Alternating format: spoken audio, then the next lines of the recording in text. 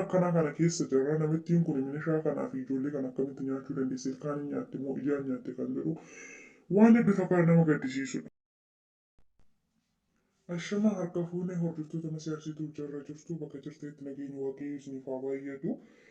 Guyyaa har'aa viidiyoo birootiin walitti deebinee jirra jechuudha. Baay'ee tokko rifadhee jechuudha. Baay'ee tokko sodaachaa jiran yeroo ammaa kana keessatti. Sababbiin isaa jechuudha dubartoonni nama nyaachuu eegalanii jiranii dubartoonni kun amma ijoollee isaanii nyaatanii fixanii sana booda meeshaa nyaatan jechuudha. Waan hedduu akka nama rifachiisee jechuudha. Egaa dubartiin kun akkamitti meeshaa kanaa fi ijoollee ishee kana nyaachuu dandeesse kan jedhu hanga dhumaatitti yoo na waliin turtanii kan keessan ta'a jechuudha. Waan hedduu akka garaa nama nyaatu akkuma dhugaa dubbachuudha fi sababbiin isaa bara dhalli namaa dhala namaa nyaatu keessadha kan jiru jechuudha. Egaa dubartoonni kun midhaan dhabanii nama kana nyaachuu qabaniif nyaatamuu kan jedhu baay'ee tokko namatti ulfaata jechuudha. Anasuma dhugaa dubbachuudha fi akkana jedhee iyyuu irraa dubbachuu kan kootiif sodaachaa jira jechuudha. Maaliif jennaan yeroo ammaa kana keessatti nama amanuun baay'ee ulfaata. Akkamitti nama amanneetii namatti dhiyaanna dhugaa dubbachuudhaaf jechuudha. Erga namni nama nyaate bineensa jalaa gara manaatti galanii nama jalaa hoo eessatti deemanii jedhe ani kana bichaa dhagaa natti ta'e jechuudha. Namni nama jedhee itti siqaa namni sun immoo awwee yookiin bineensa ta'ee yoo namatti jijjiiramu nama san jalaa eessa deemuu dandeenyan jedhe bara nama jechuudha. Nama sodaa cimaa keessa galee jira. Gara biyyaa nan galamuu nan dhiisaa kanan jedhu sodaachan jira jechuudha. Mee isin maal na gorsitu ammas irratti jechuudha. Isuma dhugaa dubbachuudhaaf immoo dhimmichi baay'ee nama sodaachisa jechuudha. Nama soorra fi nan bule. Maaliif nama nyaatanii jennaani akkuma sodaadhe kanatti nan bule jechuudha. Hirraafne isa dhugaa dubbachuudhaaf immoo maaliif nama sodaachisa afaan namatu nama nyaate bara. Namatu nama nyaate malee bineensatu nama nyaate miti jechuudha. Bineensa ta'ee waan baratamaadha. Gin dhalli namaa dhala namaa nyaate haati ilmoo ishee nyaattee ilmoo ishee erga fixxee booda meeshaa gandaatitti ceetee jechuudha. Meeshaa jechuun as buuti ingirii yaadamee sanamtuyyuu jechuudha. Meeshaa jechuun nama maal jechuudha nama meeshaa garaagaraa qabatee deemudha jechuudha. Kan akka anaa kanaa namitti hin tunne osoo argite daqiiqaa keessatti na nyaatti jechuudha. Rabbiin na haa baasu malee rabbiin nu haa oolchu malee suma dhugaa dubbachuudhaaf jechuudha. Kan namicha guddaa kana gadi ciibsitee nyaatte jechuudha. Baay'ee ulfaata bara suma dhugaa dubbachuudha. Nama gara biyyaa gaafa yaadu sammuu koo keessa kan taa'aa jiru kanaadha jechuudha. Bakka miidiyaa waan badaa hin dhageenye eessa deeman jedhee bara eessa deemuu dandeenya amma miidiyaa kana gallattisineetu. Hirriba dhabnee jirra bara. Rafuu hin dandeenye bara amma sammuu keenya boqonnaa dhabeetii jira jechuudha. Wanti biraatitti boqonnaa akka sammuun keenya dhorgennu taasisu. Gara biyyaa yoo dhageenye mootiin namni nama nyaatee dhageenye jechuudha yeroo jalqabaatiif. Namni nama nyaachuun inuma jira. Inuma jira yoo isin hin jiru fakkeenyaaf ijaan nyaattee waan akkasii jechaa inuma dhageenya jechuudha. Xixiqqoo taane ijaan nyaattee gaafa namni ija qabu jechuudha ija qabu. Yaa hundi keenya hundi namaa ija qabu garuu ija addaa jechuudha. Namni sun gaafa ilaalte daa'imti sun lubbuun ishee dabarte jechuudha. Garuu kun akkasuma osoo hin taane nama kana qaxxaxxa goote nyaatte jechuudha. Ilkaan hin nyaatte jechuudha. Nama ajaa'iba bara. Inna asirratti qoricha fayyadamteeti namittiin kun kan nyaattu jechuudha namoota kana. Osoo qoricha hin fayyadamin garuu normaalii akka nama kamii tuyyuudha jechuudha. Yoo qoricha fayyadamte garuu humna argatti nama kana nyaatte jechuudha. Kana jechuun hojii seexanaati jechuudha walumaa galatti. Inna akka amantaa keessaniitti waaqa keessan kadhannaa godha. Kana waan akkana kana rabbiin nurraa haa fageessu.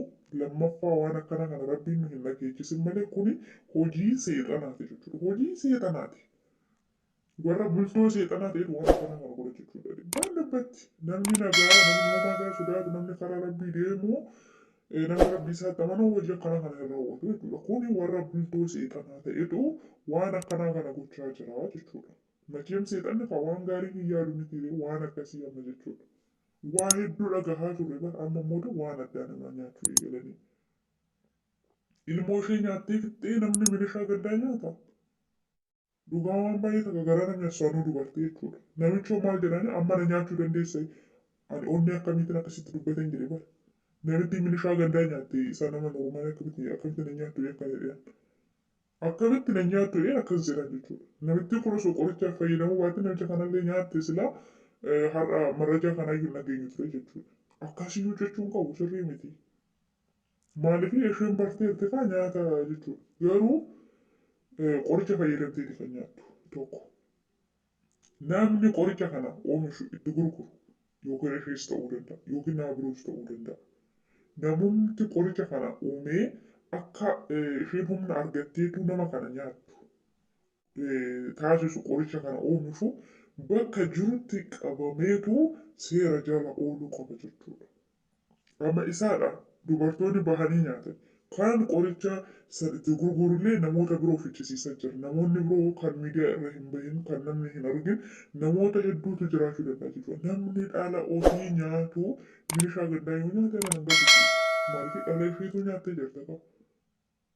Bara akkamii keessa jirra garuu? Maal amannee teenya jedhe bara nama maal amannee teenya? Maal biyyas qabna jennee biyya keenyatti galla? Nama sodaachisa. Namarraa eessatti dhiyeessina ree? Bineensa waliin jiraanna yoo taane bineensi bineensa. Nama yoo jenne namni bineensa ta'ee jira. Maal jechuudha? Namni dhala namaa nyaata keessattuu meeshaa gandaa kan biraa haa nyaattu jechuudha. Haa jennuuti ilmoo isheeti. Haa jennuuti ilmoo nama guddaa nama hangana gahu nama meeshaa hidhatee jiru. Namni akkamitti nama akkanaa nyaatan jedhe bara dhugaa baay'ee takka nama gaddisiisa. Garuu kan isheedhaaf humna kennu qoricha isheen fayyadamtudha jechuudha. Isatu humna isheedhaaf kenna. Ishee qofa bichaa miti kan nyaachaa jiru akkuma dubbataman jechuudha. Isheen dubbatteef namoonni birootillee kan biratti argaman jiran jechuudha. Kanaafiyyuu hanga ammaa namoota hedduu akka nyaattee tilmaamuun nama hin dhibu jechuudha. Osoo ammas qabamuu baatte isheen ittuma dhufti. Kan kaameraa duubatti jiru kan hin bahin hedduutu jiraachuu danda'a jechuudha. Sababa kanaan jechuudha. Wanta isheen fayyadamtee humna isheedhaaf kennee nama kana laaffistee ittiin nyaattu kana namoonni birootillee fayyadamaa jiraachuu danda'an jechuudha. Namni yeroo baay'ee amma fakkeenya namni normaaliin tokko jechuun jira miti jira yaa hin beektan hundumti keessanuyyuu guyyaa nama fakkaatee halkan kan gara namaatti kan gara bineensaatti jijjiiramu jecha waan akkasiiti malee yeroo jalqabaate kan nama nyaadhee ijoollee koo nyaadhee meeshaa gandaa nyaattee ani yeroo jalqabaan nagahee jechuudha. Ammana sodaanatti uume nan shakkaa jira ofuma kiyya jechuudha. Biyyatti akkamitti dhangalaa akkamittiin biyya keessa galee nama amanee nama waliin jiraadha. Ani immoo waan an arge tokko nan sodaadha akkanumatti jechuudha. Akkanumatti nan sodaadha. Namsi hin qabu jechuudha. Nan sodaadha akkamiin ta'an jedhe baraan biyya keessaa gara biyyaatti gallamu. Ani immoo tiktook kana irra hin deemu beektu irra hin deemu. Gaafa deema waan gaarii hin argu jechuudha. Yuutuuba yoo deemu yookiin nama jalatti hin arge jechuudha. Arguun barbaadu bara waan akkanaa kan inuman dhiyeessa. Maaliif jennaa bakka dhagahuu dhabuutu caala jedhee waan amanuuf. Anaaf jechuudha. Bara akkamii keessa jira? Namni nama jedhee namatti siqee yoo nyaatamu maal jettu amma isinii? Namni namarraa dhalatee, nama ta'ee, qaama namaa qabaatee, namarraa uumame. Namni gara bineensaa ni jijjiiramaa dhagahaa ture miidiyaa irratti keessattuu dubartoota maal jedhamaniyyuu seetaa daarii warroota jedhaman sani yeroo baay'ee gara miidiyaa gaafa dhufanii dubbatan namni akkana nutti ta'ee jira namni akkas nutti jijjiiramee jira qaama namaa osoo qabu karaa bineensaa jijjiiramee jira akkas ta'ee jira waan akkasii hin dhageenye jechuudha. Garuu nu nyaatee jechaan agarre nutti jijjiiramee malee. Amma mootuu daayiriktii nutti jijjiiramee sun taane nyaatteedha jechuudha.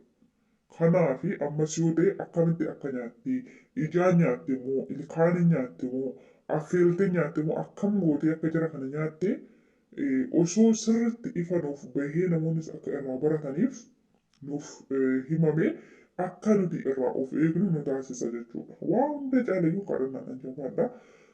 Malee nuti of eegnee hin dandeenyu namni namas jedhee itti siqee namaan nyaatamuu yeroo gahe keessadha kan jiru jechuudha. Namni dhala ofii nyaatee dhala ofii jechuudha. Ji'a sagal garaatti baattee deessee sana booda deebitee nyaattee meeshaa gandaa yoo nyaatte homaa nama jechisiisu jechuudha. Dhala ishiitu nyaatte qarxaatti fagootee jechuudha biyyaa nyaattu ishiin. Maali dubartiin akkanaan jedhee baran? Kuni warra bultoo seexanaa ta'edha walumaa galatti. Nama uumaa isaanii hin beekne. Qoricha humna isaaniif kennu fayyadamaniitu hojii akkanaa raawwatan jechuudha. Rabbiin waan akkanaa kana nu haa baraaru bakka jirtanitti kadhannaadhaan jabaadhaa akka amantaa keessanitti yoo dogongorii dhiifamaa turtiin keessan viidiyoo itti aanu.